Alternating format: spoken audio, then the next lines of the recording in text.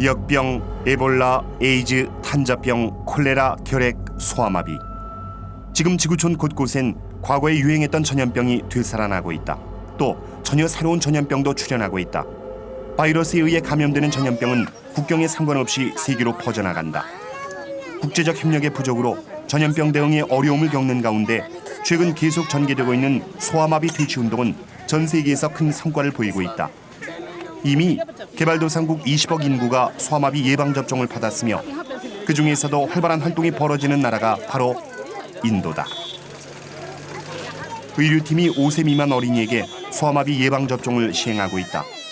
인도 어린이 1억 4천 명에게 경구용 소아마비 백신을 접종하는 일은 그리 쉬운 일이 아니다. 이 거대한 작업을 수행하기 위해 의료 봉사원이 모집됐다. 세계보건기구 소속 의사 사반티 고쉬는 이 지역에서 시행되는 소아마비 접종을 세심하게 기록하고 있다. 이 기록에 인도 북부 지역 소아마비 퇴치 운동의 성패가 달려있기 때문이다. 인도에서 인구 밀도가 가장 높은 우타르프라데시주의 작은 마을 하르도이. 이 지역은 말라리아나 결핵 그리고 에이즈까지 온갖 전염병이 만연하고 있다. 소아마비는 말할 나위도 없다. 이들에게 위생이나 청결은 호화스러운 생활에 속한다. 마을 어디에서나 소아마비로 절룩거리는 사람을 쉽게 볼 수 있다. 세계 소아마비 퇴치 계획은 많은 지원이 필요하다. 무엇보다 중요한 것은 업무를 수행할 믿을 만한 의료기구의 역할이다. 그 예로 완전히 정복된 바이러스 중 하나가 바로 천연두다. 천연두는 현재까지 30년 동안 자취를 감췄으며 이와 같은 또 하나의 승리를 우린 바로 눈앞에 두고 있다. 바로 정복의 성공이 이 마을에 달렸다. 의료팀이 마을 모든 어린이에게 소아마비 백신을 접종한다면 세계 소아마비 퇴치에 한층 다가서는 것이다. 소아마비 바이러스는 주로 사람의 배설물을 통해 전염된다. 마을 골목마다 배설물 도랑이 여기저기 눈에 띈다. 세계보건기구를 대표하는 넬리 활동본부는 지구촌 곳곳에서 소아마비 퇴치 운동을 벌이고 있다. 지난 3년 동안 전 세계 소아마비 발병률은 연 35만 명에서 5천 명으로 수치가 하락했으며 그중 대부분도 이제 중앙아프리카와 남아시아 지역으로 한정됐다. 그중 인도가 전 세계 소아마비 총 발병률의 반을 차지하고 있다. 하지만 최근 몇 년을 살펴보면 인도에서도 소아마비 발병률이 급격한 하향세를 기록하고 있다는 것을 알 수 있다. 단지 인도 북부 지역에 속하는 델리주, 우타르프라데시주, 비하르주, 그리고 서부 벵골주에서만 집요하게 소아마비가 발생하고 있다. It's an organizational and logistical problem to get the vaccine into the children, to get it into all of the children at the same time. And when you're talking about a country with over 1 billion people, that's quite a challenge. 이런 어려움을 해결하기 위해 멜린다 같은 사람이 필요하다. 멜린다는 아직 소아마비 백신이 접종되지 않은 마을을 일일이 찾아가 접종의 중요성을 알린다. 사무실 연구원으로 일했던 멜린다는 이 일을 맡기 위해 직접 봉사자로 자원했다. 누구도 알아주지 않는 힘든 일이지만 일의 보람과 기쁨을 느끼고 있다. 현재 미국 애틀란타에 근거를 둔 세계보건기구 질병통제소의 요원으로 봉사하는 멜린다는 소아마비 퇴치 운동이 지구촌에서 일어나는 전염병과의 전쟁의 중요한 한 부분임을 잘 알고 있다. They call us the shoe leather epidemiologists or the disease detectives. So that's what we love, and we love to chase down a good bug.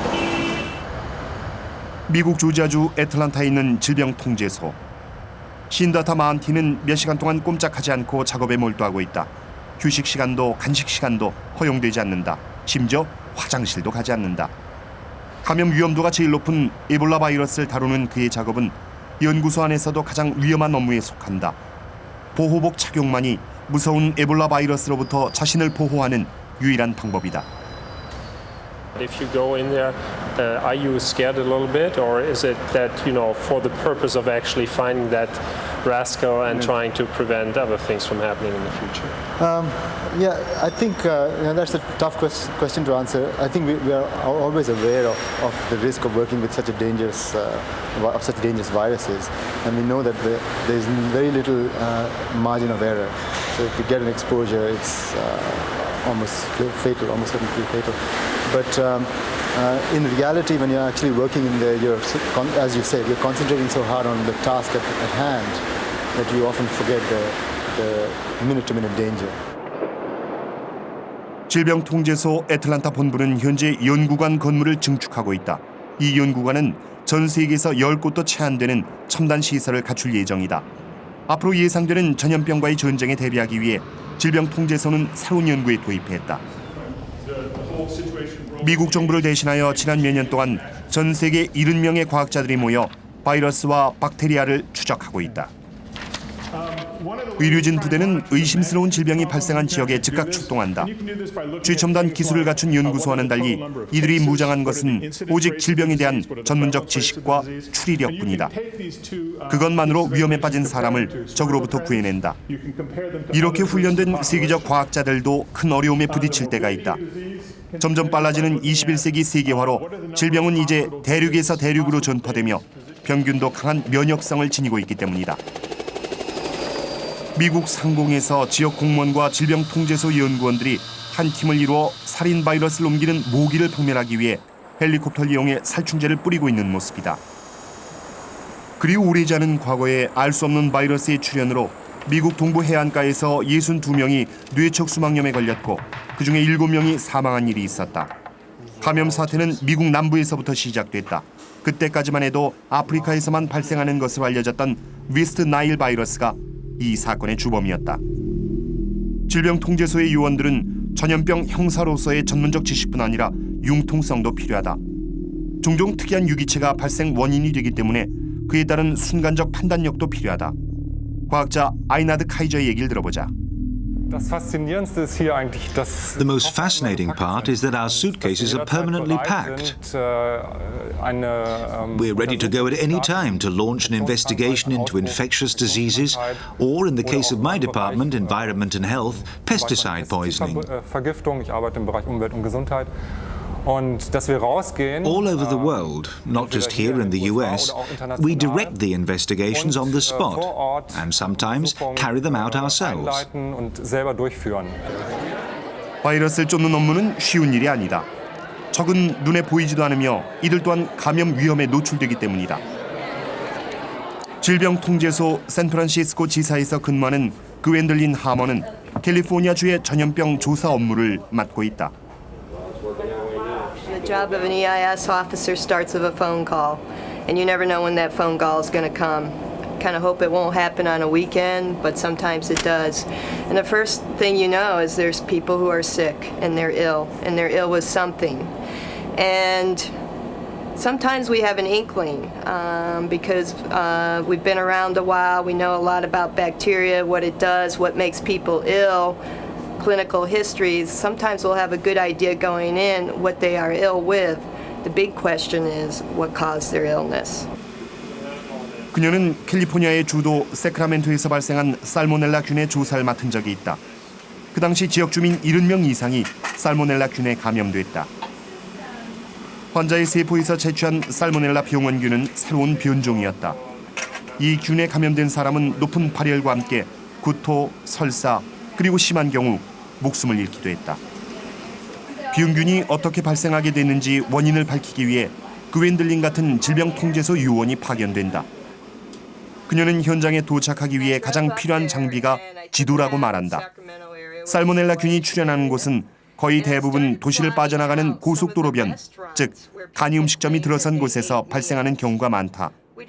현장에 도착한 그녀는 환자를 직접 면담한다. 그리고 마침내 콩나물 감염이 살모넬라균 출현의 원인이었음을 밝혀낸다. 경찰이 범인을 추적해 나가는 것처럼 그녀도 사건의 용의자를 잡아냈다. 용의자가 연쇄범인지 지문을 조사해본다. 바로 병균의 유전자 검사다. 이번 사건은 새로 변종이 된 살모넬라균임이 밝혀졌다. 샌프란시스코 연구소는 조사 결과를 총본부인 애틀란타로 보낸다. 애틀란타 질병통제소는 50개 주의 타 연구소 정보와 비교해 비슷한 병원체가 보고된 사례가 있는지 확인한다. 만약 같은 균의 출현이 있으면 컴퓨터가 자동으로 미국 전역의 보건부처에 경고를 내리게 된다. 이처럼 미국의 전문가들이 조기 경고를 주는 시스템은 전 세계에도 많은 도움이 되고 있다. 실제로 이러한 조기 경고 시스템으로 1997년에 홍콩에서 발생했던 조류 인플루엔자 전염 사태의 조기 진압이 가능했었다. 홍콩에서 시작된 유행병은 사건 발생 6개월 전으로 거슬러 올라간다. 3살 난 남자아이가 특별하지 않은 감기 증세로 사망한 사건이 있었다. 아이를 죽게 한 감기 바이러스의 정체를 밝혀낼 수 없었던 담당 의사는 희생자의 타액을 애틀란타 질병통제소로 보냈다. 하지만 어리석게도 긴급 상황으로 분류하지 않은 것이 탈이었다. 질병통제소에서는 한 달이 지난 후에야 타액 표본의 검사에 들어갔고 심각한 병균으로 밝혀지면서 즉각적인 대응에 나섰다. 홍콩에서 발생한 바이러스는 지금까진 조류에게만 전염되는 것으로 알려졌던 H5N1 조류 바이러스였다. 조류 바이러스가 사람에게 전염된 첫 번째 경우로 질병통제연구원들이 긴급히 홍콩으로 파견됐다. 전문가들은 언젠가 한 번은 세계 전염병이 발생할 것이라고 내다보고 있다. 문제는 그것이 얼마나 심각할까 하는 것이다. 미국 정부를 대변하는 보건당국과 의약업체 그리고 군대 대표자가 모여 비상시 행동대책을 모색하고 있다. 질병통제소에서는 어쩌면 실제로 일어날지도 모를 가상 세계 전염병 사태를 비디오로 제작했다. 아시아 지역에서 새로운 감기 바이러스가 출현한다. 나흘도 되지 않아 세계 곳곳에서 10억 인구가 바이러스에 감염된다. 백신도 모자라고 각국의 의료 체계가 감당할 수 없을 정도의 마비 사태를 맞게 된다는 것이 가상 시나리오다. The avian flu in 1997 should have been and was a wake-up call. Here was a strain that we totally didn't expect. It had a very high mortality rate. It fortunately didn't spread effectively from person to person, and fortunately the Hong Kong Health Department intervened very aggressively. And we'll never know, of course, whether they actually, it was because they intervened or not, and but I'm sure glad they did. 북극과 인접한 스피츠베르겐 평야지대. 바이러스 사냥꾼이 무덤에서 십자가를 뽑아내고 있다. 그리고 시체 7구를 발굴했다. 이 시체엔 에볼라나 라세 바이러스보다 더 무서운 살인 바이러스의 흔적이 담겨 있다. 무덤에서 발굴해낸 시체는 인류 역사상 가장 무서웠던 전염병에 걸려 죽은 바이러스 희생자다. 1918년 가을 스페인 독감이라 불렸던 바이러스가 전 세계를 뒤덮었다. 2천만 명 이상의 사람들이 의문의 바이러스로 목숨을 잃었다. 80여 년 동안 잠자고 있던 바이러스를 살리기 위해 질병 전문가들이 스피츠베르겐에 파견됐다. 얼음 땅에 묻혔던 희생자 몸속에서 어쩌면 살인 바이러스를 찾을 수 있을지 모르기 때문이었다. 바이러스를 찾아 그 유전자를 해독하게 되면 이런 강력한 살인 바이러스가 다시 출현하게 될 경우를 대비해 미리 백신을 만들 수 있기 때문이다. 1918년 당시 의료 기술로는 세포 속의 바이러스를 추출해낼 수 없었다. 하지만 이곳에 보관된 장기 표본엔 아직도 바이러스의 흔적이 들어있을지도 모른다. 이 바이러스를 추출해내는 것이 군대 임상병약 요원들의 일이다. 군자 생물학자인 앤 레이드와 그녀의 동료는 드디어 1918년에 출현한 살인 바이러스의 유전자를 부분적으로 해독해냈다. 그런데 그 해독 결과는 모든 이에게 충격을 주었다. 바로 홍콩에서 발생한 조류 인플루엔자 바이러스와 같은 종이었기 때문이다. The difference seems to be that this virus could make copies of itself much more quickly. It could spread more quickly throughout the whole lung than other influenza viruses. That kind of quality, being able to replicate very, very efficiently, will probably not be explained by a single point mutation. That indicates a virus where all of the genes work together just perfectly. 그렇다면 스페인 독감과 홍콩 조류 인플루엔자 바이러스가 관계가 있다는 말일까? 미국 식품의약국과 세계 전염병 사태 대비위원회의 책임자를 맡고 있는 마가렛 햄버그도 이 결과를 듣고 매우 긴장하고 있다. I think we can anticipate that we will see another pandemic strain that's at least as significant as what we saw in 1918, 1919, but that the effects of that will in some ways be amplified because it will spread so much more quickly with international travel and the globalization that, so represents the modern world. 세계보건기구 질병통제소가 가상으로 예측하고 있는 세계 전염병의 희생자 수는 1918년에 2천만 명을 훨씬 넘는 약 6천만 명이다. 미국이 세계 전염병 대책을 마련하는 이유가 바로 여기에 있다. 이 기획엔 백신 접종을 받게 되는 우선순위가 정해져 있다. 보건국 관리 직원과 정부 관계자 그리고 그 외 중요한 업무를 맡은 사람들이 우선으로 접종 대상이 된다. 미국 인구 전체를 접종하기 위한 백신을 생산하기 위해선 8개월이란 기간이 필요하다. 결국 바이러스가 빠른 속도로 퍼지면 수백만 명의 사람들이 백신 접종도 받지 못한 채 죽어갈 것이다. 이에 굴지의 제약회사들은 정부기관의 협조 요청을 받아들여 백신 생산 과정을 축소하기 위한 연구 개발에 들어갔다. 하지만 풀어야 할 문제는 또 있다. 백신을 개발하기 위해선 바이러스를 달걀에 주입하는 증식 과정을 거쳐야 한다. 하지만 홍콩의 경우처럼 닭이 감염된 상태에서 백신 생산을 위한 달걀 공급은 어려움에 부닥칠 수밖에 없다. 세계 전염병 사태가 실제 상황이 되는 것은 이제 거의 확실하다. We live in an international world. A disease in one country today can be in another country tomorrow. We cannot shut down our borders either to travel, to trade, or to infectious disease agents.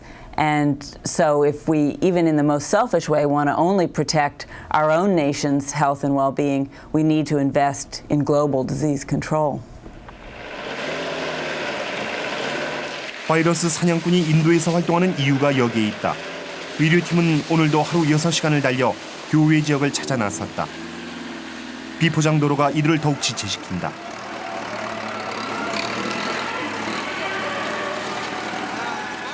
이들은 인도에서 가장 가난한 비하르주를 지나고 있다. 비하르주에서만 1억이 넘는 인구가 살고 있다. 이 황량한 곳에서 의료팀이 환자를 찾아 나섰다. 쉬운 일은 아니다.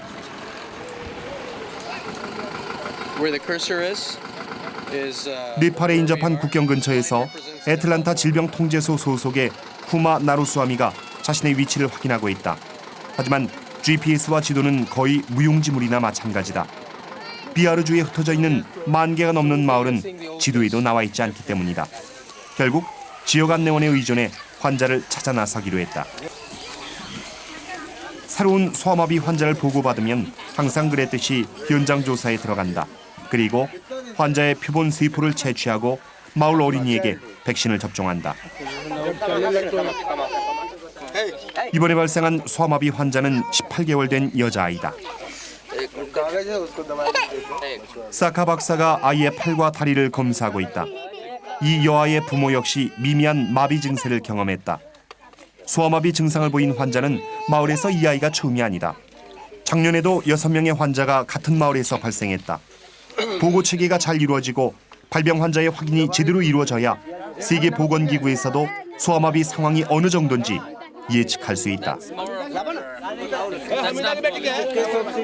마을에 소아마비 환자가 더 이상 발생하지 않는다 해도 의료팀은 계속 마을에 남아 질병 감시 체계를 넓히는 다음 업무를 진행하게 된다.